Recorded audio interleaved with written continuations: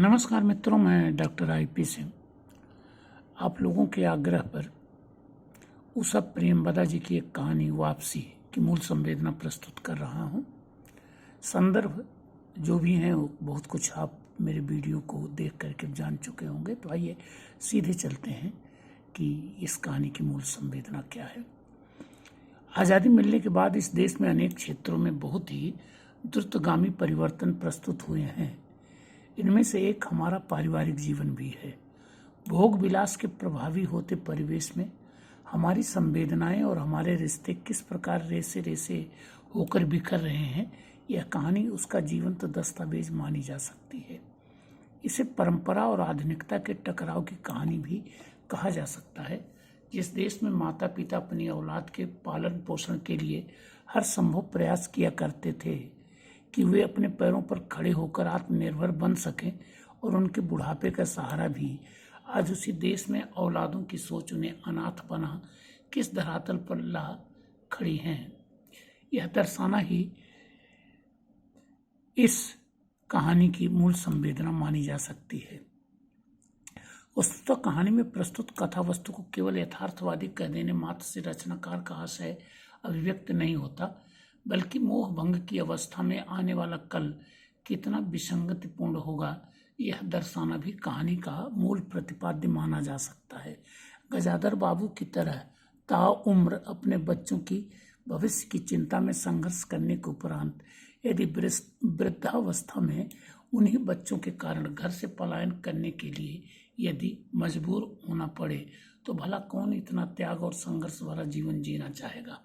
आने वाले दिनों की कहानी में दर्शाई गई यह आशंका कोई बहुत सामान्य बात नहीं। वस्तुतः गजाधर बाबू जैसे लोगों के मोह भंग के दूरगामी परिणामों को हमें बहुत गंभीरता के साथ परखना, समझना और तत्जन्य समाधान का प्रयास करना पड़ेगा। वस्तुतः यह विसंगति आजाद भारत की नूतन और पुरातन दो पीढ़ियों के जीवन दर्शन के अंतराल की विसंगति मानी जा सकती है। जहां पुरानी पीढ़ी अपने बच्चों के माध्यम से आने वाले भविष्य की चिंता करते हुए जीवन यापन करती है, वहीं नई पीढ़ी केवल वर्तमान में जीना चाहती है, वह भी एन केन प्रकारेण मात्र भोगवादी बनकर, अर्थात खाओ पियो और मौज करो। इसके लिए उसे किसी भी रिश्ते, संवेदना, मान्यता, आस्था की चिंता नहीं। अपने बच्चों के भविष्य को संवारने के लिए पत्नी और बच्चों को शहर में रखकर सेवानिवृत्त होने तक एकाकी जीवन यापन करने वाले गजाधर बाबू जो भाव मन में समेटे हुए अपने बच्चों के मध्य पहुंचते हैं और फिर उनके साथ जो संवेदन शून्य बल्कि अमानवीय व्यवहार किया जाता है, वह बहुत सामान्य बात नहीं। और तो और जीवन के इस मोड़ पर जहां उन्हें कम से कम पत्नी का साथ मिलना चाहिए था, वे भी उनसे बहुत दूर खड़ी नजर आती हैं। यह एक अप्रत्याशित घटना है, परंतु सत्य यही है कि अब इस देश में ऐसा ही हो रहा है। उक्त यथार्थ को स्वाभाविक एवं विश्वसनीय बनाकर प्रभावी ढंग से प्रस्तुत करने वाली इस कहानी की मूल संवेदना के कुछ प्रमुख बिंदुओं को इस प्रकार देखा जा सकता है। नंबर 1, भारतीय जीवन दर्शन।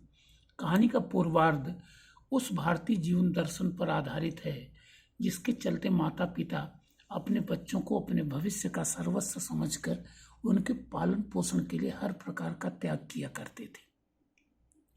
इसके मूल में आगत के न जाने कितने मनोरम सपने समाहित होते थे। गजाधर बाबू का त्याग इसी धरातल पर प्रस्तुत हुआ है। नंबर 2, नई पीढ़ी का यथार्थ। नई पीढ़ी पुरानी पीढ़ी की उत्तराधिकारी ही नहीं, धात्री भी मानी जाती है। माता पिता उनके लिए हर प्रकार की त्याग तपस्या इसलिए किया करते हैं कि वे अपने पैरों पर खड़े होकर न केवल आत्मनिर्भर बने बल्कि उनके बुढ़ापे का सहारा भी बने। परंतु सत्य यही है कि आधुनिक परिवेश में नई पीढ़ी अपने बुजुर्गों को केवल अपनी अपेक्षाओं का पूरक मात्र मानती है। भोग विलास के पीछे अंधों और पागलों की तरह भाग रहे इस वर्ग को इस बात की कोई चिंता नहीं कि उनके व्यवहार से उनके माता पिता कितने आहत हो रहे हैं और इसके दूरगामी परिणाम क्या होंगे। नंबर 3, पुरानी पीढ़ी की विवशता। पुरानी पीढ़ी आज अपने अंतिम समय में एक ऐसी व्यवस्था भरी जिंदगी जीने के लिए अभिशप्त है। जहाँ वह नितांत असहाय हो जाती है, यहाँ उसे हताशा के सिवा कुछ भी हाथ नहीं लगता। यद्यपि इस कहानी में गजाधर बाबू को अंतिम समय में मित्र और काम दोनों मिल गए हैं, परंतु क्या यह हर बुजुर्ग के लिए संभव है? और है भी तो भला कब तक? आखिरकार जब हाथ पांव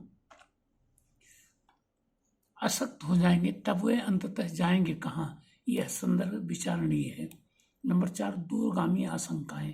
कहानी गजाधर बाबू के माध्यम से यह संकेत देती है कि यदि उनके यथार्थ को सभी माता पिता स्वीकार कर यह मान लें कि वृद्धावस्था में उनके बच्चे ऐसा ही करेंगे, तो क्या इस स्वनाम धन्य देश में बच्चों का पालन पोषण उस त्याग और तपस्या के साथ हो सकेगा जैसा कि गजाधर बाबू ने किया है? साथ ही अनेक ऐसे प्रश्न और भी उठ खड़े होते हैं जिनके दूरगामी परिणाम निश्चित ही बहुत संगत नहीं होंगे। बसंती का आचरण, नरेंद्र के नखरे, अम्मा की टिप्पणी, बहू का व्यवहार और सबसे बढ़कर पत्नी की चुप्पी गजाधर बाबू को जिस मोह भंग की अवस्था में ला खड़ा करते हैं, उससे सम्मुखीन होना हर किसी के बस की बात नहीं। गजाधर बाबू को का सौभाग्य था कि उन्हें मित्र मंडली का सहारा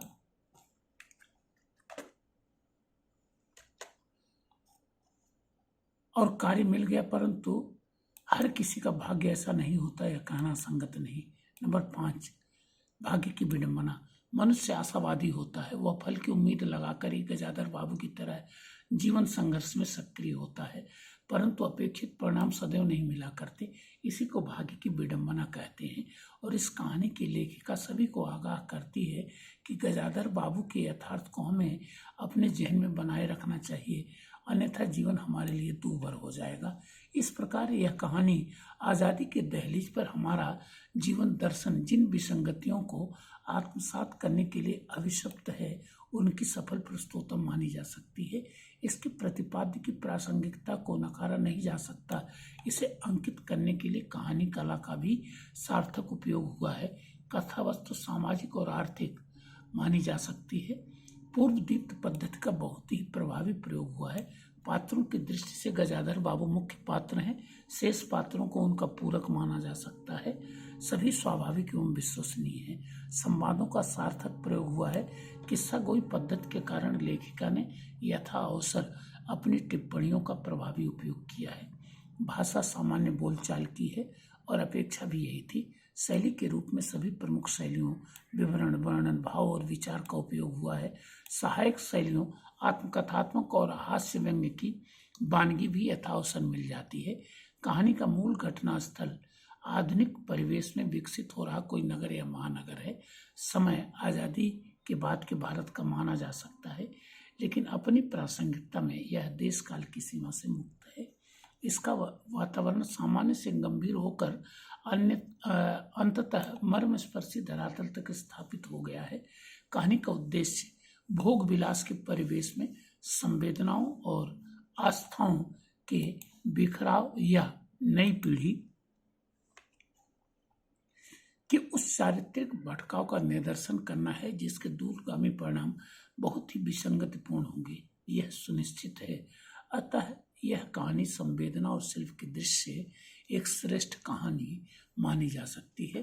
तो मित्रों, वस्तुतः यह कहानी जो है एक दिशा निर्देश है हमको, जो आने वाले खतरों के प्रति हमें आगाह करती है। इसीलिए यह कहानी आज के परिवेश में बहुत ही विशिष्ट मानी जा सकती है।